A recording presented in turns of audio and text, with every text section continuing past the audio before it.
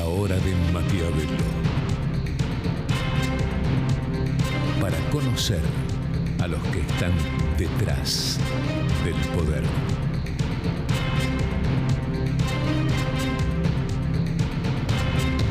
La hora de Maquiavelo. Hola, hola, ¿qué tal? Bienvenido a esta nueva hora de Maquiavelo especial electoral, como solemos hacer después de esta, impresionante elección de medio término. A ver, un comentarito, vamos a debatirlo ahora con Matteo Goretti, nada menos, pero una pregunta. El presidente Alberto Fernández convocó para el miércoles a una marcha de apoyo a la Casa Rosada, a la Plaza de Mayo, para festejar este triunfo, dijo él. No sé a qué triunfo se referirá, pero nos plantea en la hora de Maquiavelo. Evidentemente, se trata de ganar o perder, no tanto ya la elección, sino la interpretación de cómo resultó esa elección. Y por supuesto que es cierto que muchas encuestas estaban dando que se ampliaba la diferencia que sacó la oposición, sobre todo en provincia de Buenos Aires, sobre el gobierno kirchnerista. Y bueno, la diferencia se acortó bastante. A ver, en términos futbolísticos, se estaba pronosticando que el gobierno iba a perder 3-0 y termina perdiendo 1-0. Sí. ¿Y? Perdió. Bueno, el presidente lo transmite esto como un triunfo. Yo te pido, antes de sentarme con Matteo Goretti, te pido escuchar un fragmento, dos fragmentos en realidad, del discurso de estadista que dio grabado, una cosa muy fuera de lo común. En lugar de hablar directamente desde el búnker, primero grabó un discurso más de estadista y después fue al búnker, ahí es donde felicitó a Capitanich en el Chaco, felicitó a Melella en Tierra del Fuego, porque en La Paso habían perdido y lo dieron vuelta. Y ni una palabra, ni una palabra de felicitación a la oposición, que fue la que ganó. Ni una admisión de derrota. Escúchalo.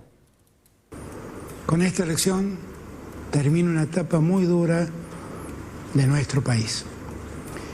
Una etapa que estuvo marcada por dos crisis. Una, la crisis económica, heredada del gobierno anterior y de la que aún quedan enormes desafíos por resolver. Otra, la crisis sanitaria, provocada por una cruel pandemia que poco a poco vamos superando. Hemos cometido errores. Yo he cometido errores. Y mi obligación es aprender de los mismos. Bueno, ¿no? Ahí el presidente con el discurso grabado, tapándolo a Horacio Rodríguez Larreta, robándole el show, obviamente. Hemos cometido errores, dice al final, pero no sé si vos escuchaste bien. Justo antes decía, la culpa de la crisis económica la tiene el gobierno anterior. Bueno, si esto es una forma de convocar a un diálogo, o sea, insultándote a las patadas, es muy difícil, es muy difícil. Pero quiero que la escuches también un segundo a María Eugenia, que fue una de las ganadoras, si se quiere, después veremos cuánto. Y que nosotros no somos tus jefes, somos tus empleados. Me gustó lo de somos tus empleados y no tus jefes, y le vamos a preguntar ahora a Matteo Goretti, una de las tantas preguntas que tenemos para hacer, es esto de somos tus empleados. Es bueno que los políticos lo recuerden. ¿No estará de alguna forma, indirectamente, reconociendo la excelente elección que hizo Javier Milei? Bueno, Javier Milei con un histórico 17% en la ciudad de Buenos Aires y José Luis Espert metiendo 3 diputados, aparentemente da las cuentas eso, 3 diputados de la provincia de Buenos Aires. Así que quédate, me voy a sentar ya con Matteo Goretti, imperdible.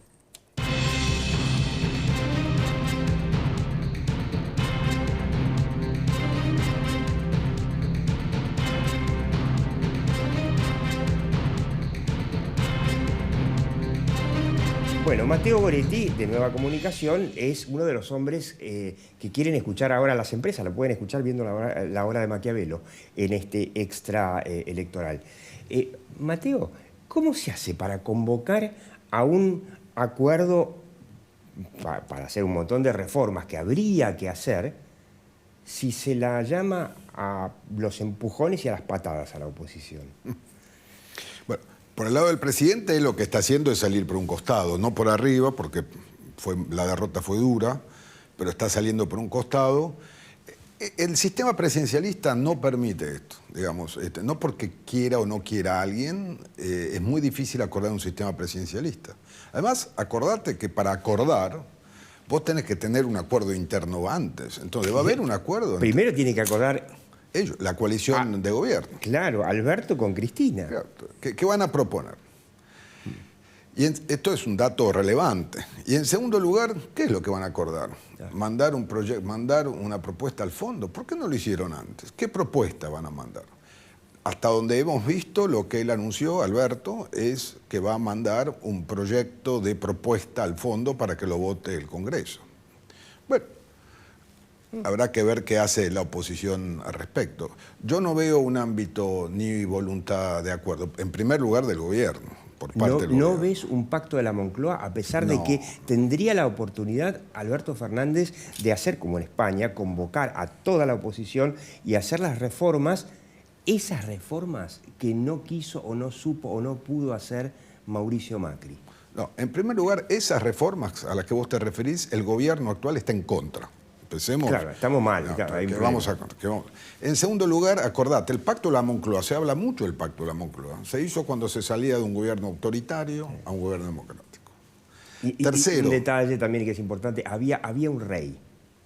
Bueno, había un rey, pero finalmente fue el liderazgo de la política, sí. Atención. Ahí estuvo Suárez, y tercero, muy importante, hay un sistema en España, había entonces y hay ahora un sistema parlamentario, donde vos los acuerdos los cristalizás en el Congreso, porque finalmente, en el Parlamento, perdón, porque el Parlamento es el que le da el voto al primer ministro para que gobierne. Acá no tenemos eso.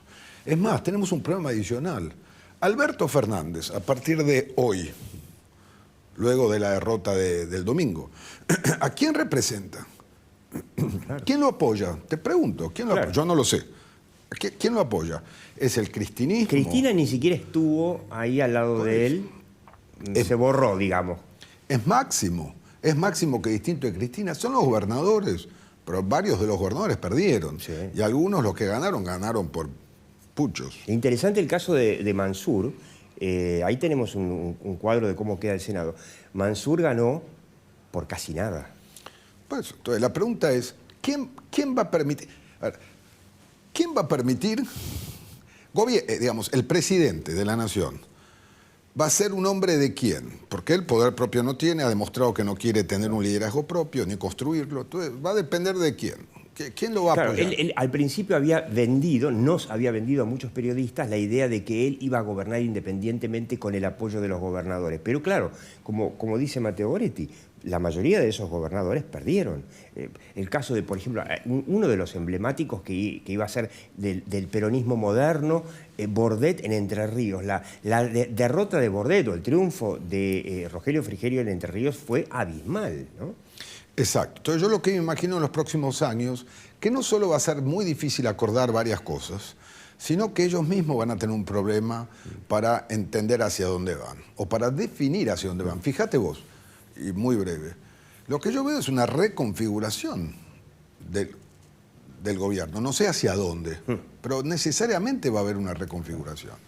Fíjate, acá tenemos el mapa de cómo quedan las provincias, o sea, realmente haber dicho que era un triunfo simplemente por acortar un poco la derrota en la provincia de Buenos Aires contra haber perdido los 5 senadores que había pronosticado, que había prometido, digamos, la oposición de Juntos o Juntos por el Cambio, es un dato histórico, para la Argentina. Ahora, también va a tener que repensarla, se me ocurre a mí, Matteo, ¿no? No sé si podemos pasar visualmente el momento de María Eugenia Vidal cuando ella dice no somos tu jefe, somos tus empleados, si no hay un poquito una respuesta a Milei que dio el batacazo, porque, a ver, se suponía que el partido PRO era el partido originario en el liberalismo, los restos de lo que fue la UCD, y ahora parece un liberalismo que se lleva 17% de la ciudad, ¿no? Sí, yo creo que este análisis, esta pregunta que vos hacés, hay que marcarla en lo que va a pasar de acá hasta el 23. Porque finalmente yo avisoro, obviamente es un escenario que la derecha no va a crecer mucho más en la Argentina. Cuando digo la derecha, estoy simplificando, estoy hablando... ¿A quién pones ahí en Sí, la derecha? discúlpame, porque también hay derecha en todos lados. El gobierno tiene su derecha, entonces yo hablo de los experts Milei, creo que han hecho una muy buena elección, pero finalmente, te insisto, en la presidencial lo que importa es llegar al más del 50%, superar el 50%. Vos decís que se van a unir, el liberalismo se va a unir... Mira, te lo pongo en estos términos. Si se repitiera este número en el 2023, gana, arrasa junto por el cambio. Arrasa junto con el liberalismo. Bueno, o sumándolo nuevamente, o acordándolo. en el balotaje, no me imagino que esos votos claro. de Esper y Milei vayan al gobierno, irán a Junto por el Cambio. Estoy hablando, porque acá tenemos balotaje, ¿no? Claro. Entonces yo diría, en la primera elección se van a definir los diputados, puede ser que crezcan estas fuerzas, y finalmente van a tener que sus electores tomar una decisión si votan al gobierno o votan Junto por el Cambio. Entonces, este es un dato que me parece relevante. Ahora, esto no significa, que creo que es tu pregunta, que el Juntos por el Cambio no haga una crítica, una autocrítica respecto de qué cosas le faltó para retener un voto que efectivamente fue de Juntos. Si vos sumás todo lo que sacó Milei a lo que sacó Juntos por el Cambio, sumás 2/3. O sea, podría haber ganado, podría haber sido Horacio Rodríguez Larreta el gobernador más votado de la República Argentina. Sí, es cierto. Es cierto. Yo igual creo que la elección de Juntos por el Cambio en la ciudad fue buena, sí. Espectacular. Digamos, hace 16 años que gobiernan, sí. O sea, y están cerca del 50% de los votos. Es cierto que este es un distrito, como muchos otros, muy anti-K. Eso es cierto. Con lo cual, pero de todas formas podía haber surgido otra opción, ¿no? En la provincia de Buenos Aires, fíjate que es un distrito eminentemente peronista, o lo fue, bueno, Juntos por el Cambio ganó por 1,5 puntos. Entonces, yo creo que hay que poner en contexto estas cosas y ver cómo impactan en el 2023 y cómo van a impactar en posibles acuerdos de acá al 2023. Con esa tentación de que el kirchnerismo, peronismo, como se llame lo que llegue al 23, probablemente pierda y necesite claramente una segunda vuelta, porque tiene que llegar al 45% para poder ganar. No hay una gran tentación de que se rompa en varios pedazos la oposición de Juntos por el Cambio. Bueno, digamos, ese temor o ese riesgo existe en las dos coaliciones. En las dos, ¿no? Sí. Digamos, porque hoy está todo bien y están todos juntos. El día de mañana, si esto empeora, si no hay acuerdos, si hay crisis, todo lo que te imaginas, bueno, estas cosas impactan. Pero tomo tu comentario, y creo que es muy válido, que efectivamente la oposición tiene una responsabilidad de mantenerse unida y a la vez generar los mecanismos para definir los liderazgos presidenciales o de candidaturas presidenciales.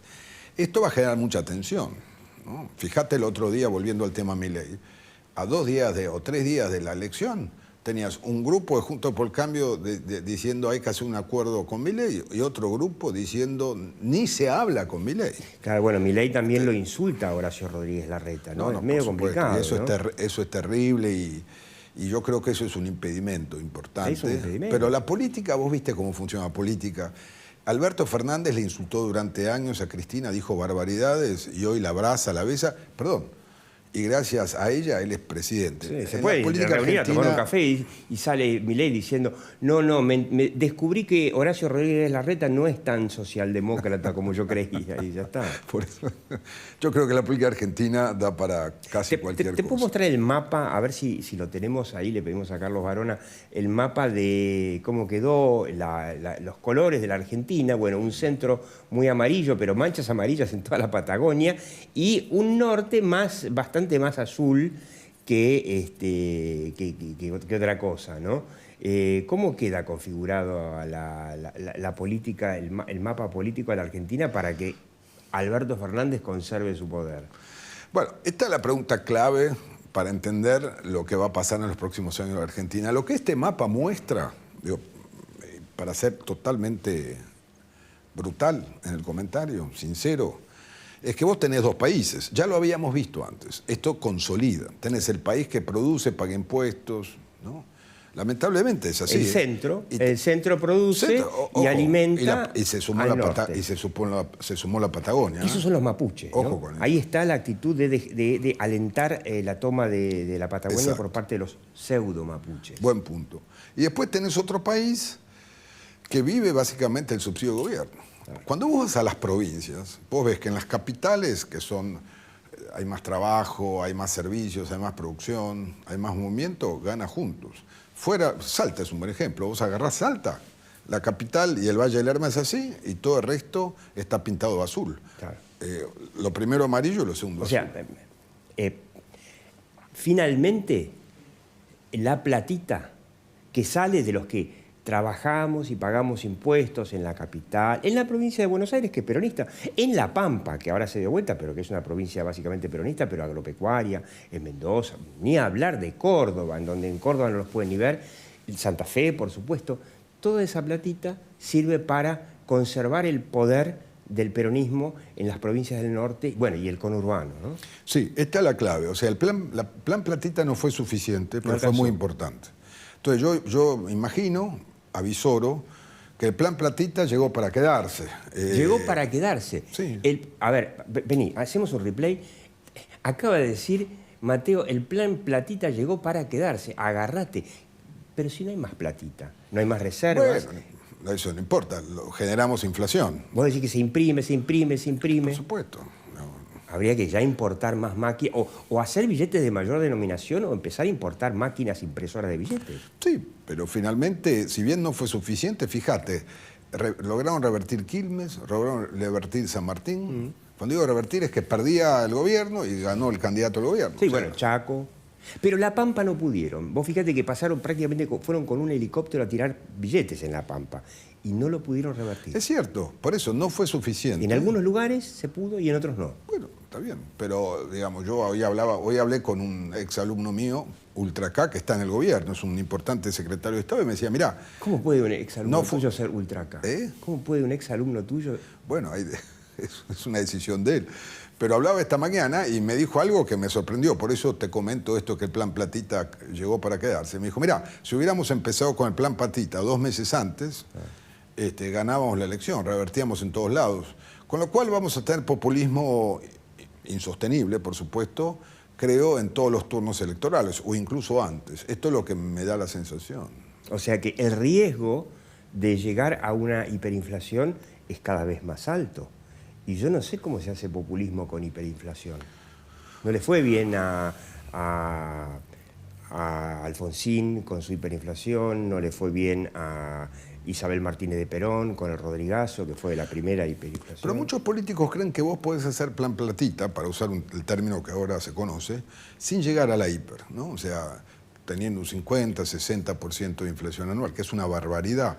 Aparte, no te olvides que el plan Platita tiene un impacto inmediato. Después hay que pagarlo. Sí, sí. Cuando digo pagarlo, el país lo tiene que pagar después. Pero el impacto inmediato de tratar de revertir las elecciones no fue suficiente, no funcionó en todos lados, pero en algunos lados sí. Con lo cual, la política irresponsable se agarra a estas cosas cuando hace campaña. No lo digo con cinismo. ¿Podrá la oposición explicar que esto lleva realmente a un mal destino? ¿O la gente no le interesará, dirá, che, me aumentaron la asignación universal, me aumentaron la... Pero, nuevamente, yo creo que hay que contextualizar este comentario tuyo. Más de 3/4 partes de los argentinos reciben, perdón, más de 2/3 reciben un cheque del Estado. 50% de los argentinos son pobres, cuando antes era el 20%. La inflación pasó del 25%. Le tiran un papelito y bueno, si puede comprar algo con ese papelito está contento. Yo digo, echarle la culpa, que no es el caso, pero echarle la culpa a la gente, de que no entienda que esto de recibir plata la va a tener que pagar con inflación. A la oposición que no lo explica. Esto es un tema de los líderes. Por eso digo, a la oposición que no lo sabe explicar. Bueno, puede ser, pero nuevamente, Nuevamente, no fue suficiente, fue importante, pero yo creo que la situación de los argentinos es muy grave y entonces yo creo que hay que entender algunos comportamientos de los votantes. Cuando tenés 50% de inflación, 50% de pobreza, 2/3 partes de los argentinos reciben un cheque del Estado, en la Argentina siempre se puede estar peor. Te veo muy pesimista con respecto, por lo menos, a los 2 años que vienen. No. Trato de tener un análisis realista, porque si no caigo en lo que vimos el domingo, de ellos habiendo perdido dramáticamente, se abrazaban, se besaban y no salían o sea, yo creo que el problema grave que hay en la Argentina son este tipo de actitudes, esconder la realidad, creer que está pasando una cosa que no pasa, y esto tiene un impacto muy fuerte. Entonces, es un desafío para la oposición, pero también para el gobierno, porque esto es insostenible en el mediano plazo. Es una forma de buscar una interpretación. ¿En qué medida puede cambiar algo el intentar forzar la interpretación de que el no haber perdido en provincia por 4 puntos, sino por 1,5, o sea, en vez de 3-0, 1-0, en realidad es un gran triunfo?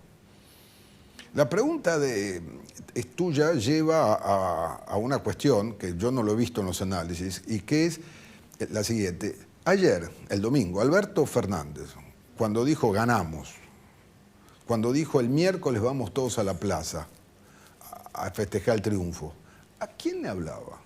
¿Le hablaba a la gente o le hablaba a la interna del peronismo y del kirchnerismo? O sea, le hablaba a Cristina, digamos, directamente. No sé, yo digo, está bien que él está muy alejado de la realidad, pero ya me parecía un exceso. Entonces, yo lo que imaginé... Me pareció un marciano directamente. Lo que interpreté, Diego, es que sea un anuncio interno, un mensaje interno. Quizás se les quiera ahora reconfigurar la coalición de gobierno, apoyándose en los gobernadores, apoyándose en algunos intendentes, en la CGT.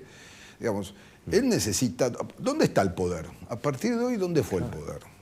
Cristina pierde la provincia, pierde la mayoría propia del Senado. ¿El poder dónde está? Entonces, Cristina perdió todo. Yo me imagino que él está buscando quién lo va a manejar. ¿Dónde va a estar el apoyo? Los 3 símbolos. La provincia de Buenos Aires, su distrito. Santa Cruz, Y el Senado. que es su origen político. Y la mayoría cómoda que tenía en el Senado. O sea, no le quedó nada. No sé. Por eso, yo creo que la actitud más inteligente fue la de Cristina ayer. Borrarse. Bueno, no decir nada, no mandó una carta, espero que no lo haga, no salió a decir que los funcionarios que no funcionan. Me parece que yo veo en ella que va a tratar de retirarse a cuarteles de invierno para ver cómo se reconfigura esto. Y creo que el problema lo tiene hoy el presidente para ver dónde va a estar su base de apoyo. Mira, te doy un dato relevante. Cuando nosotros hacemos los análisis, lo hemos hecho tantas veces, vos has escrito cantidad de cosas sobre esto, nosotros identificamos los gobiernos con un término, macrismo, alfonsinismo, sí. ¿No? Albertismo no, porque no. No hay albertismo. Nunca hubo. O sea, nunca hubo. Entonces, cuando uno define este gobierno, ¿cómo lo definís? Kirchnerismo. Y hasta ahora sí. Pero ni siquiera peronismo, kirchnerismo. Entonces, si esto se desdibuja con estos resultados, la pregunta es, Alberto, ¿dónde va a ir a buscar su sostén? ¿Dónde va a ir el poder? ¿Cuál va a ser el ismo? Ahora, pensar, Mateo, que vos y yo propusimos muy al principio del gobierno de Alberto y Cristina que hicieran un plan canje, ¿no? Que Alberto manejara la economía de manera pragmática, inteligente, y hoy por ahí la Argentina estaría creciendo y sin inflación, y que con esa circunstancia iba a generar una buena opinión pública para operarle el tema en la justicia, que es lo único que le preocupa a Cristina. Y me parece que se quedó sin el pan y sin la torta. Cristina no lo dejó y terminó sin el pan y sin la torta. Y la pregunta por ahí del millón es, ahora, después de esta derrota de Cristina, ¿se van a empezar a abrir los cajones de los juzgados y Cristina va a empezar a tener, ella y su familia, muchos más problemas judiciales que antes? Bueno, en los últimos años no le ha ido mal a Cristina. No. Digamos, no digo que se haya quedado con el pan, pero se quedó con una parte. Esto no es un dato menor. Pero a partir de hoy... cambia la Mira, situación? no lo sé. Dicen que la justicia en Argentina funciona en función de a dónde amanece y dónde... ¿Para dónde va el viento? Bueno, el viento va en contra o del el sol, ¿no? No, la verdad que no lo sé, no lo sé. Lo que sí me queda claro es que no veo que vaya a haber racionalidad en el gobierno. No, eso no lo ves. No tanto por una decisión de Alberto, además por una decisión de Alberto, sino porque vos para vos generar racionalidad en un gobierno tenés que tener un poder que diga vamos para allá. Entonces te pregunto, claro, ¿dónde está el poder a partir del 15 de noviembre? Claro. ¿Quién lo tiene? Y la oposición le va a votar todas las leyes sensatas que proponga, pero... Bueno, si él manda reformas... Va a haber leyes sensatas. Entonces, hay una pregunta previa. ¿Va a mandar leyes sensatas? Sí. Para firmar con el fondo, ¿quién va a firmar? Si vos querés hacer una gran reforma laboral, ¿quién la va a firmar ahora? Te pregunto, que es tu tema. Uno de los puntos sería una reforma laboral y el otro sería, y ese es el objetivo de la reforma laboral, empezar a bajar el déficit fiscal para que no sea el Estado el único empleador. Pero, él dijo, vamos a acordar con el fondo, pero sin bajar el gasto público. ¿Qué vas a hacer entonces? Lo que significa que no va a haber acuerdo, o el acuerdo va a ser un acuerdo lo suficientemente malo como para transitorio que no genere confianza. Entonces yo creo que si bien es cierto que lo que dice el presidente no hay que considerarlo, sino lo que hace, sobre todo este presidente, no es el único, me da la impresión que él ha dado algunos indicios. Sí. Yo veo un presidente débil, sin necesidad, sin posibilidad de hacer reformas, y donde está en discusión dónde va a estar el poder a partir de hoy lunes. La gran pregunta, ¿dónde va a estar el poder? Gracias. Nos vemos en la próxima hora de Maquiavelo. Y siempre aquí por Metro y después por YouTube. Chau.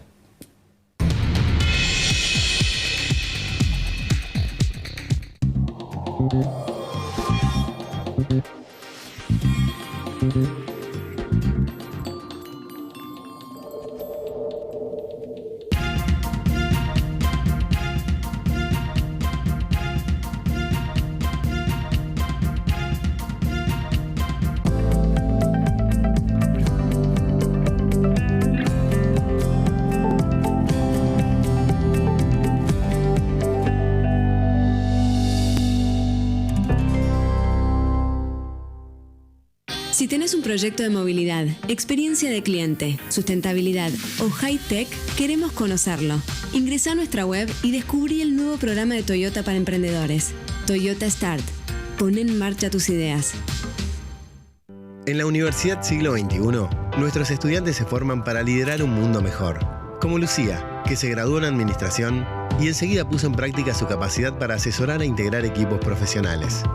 Es que formar líderes es poner a cada estudiante en el centro del aprendizaje.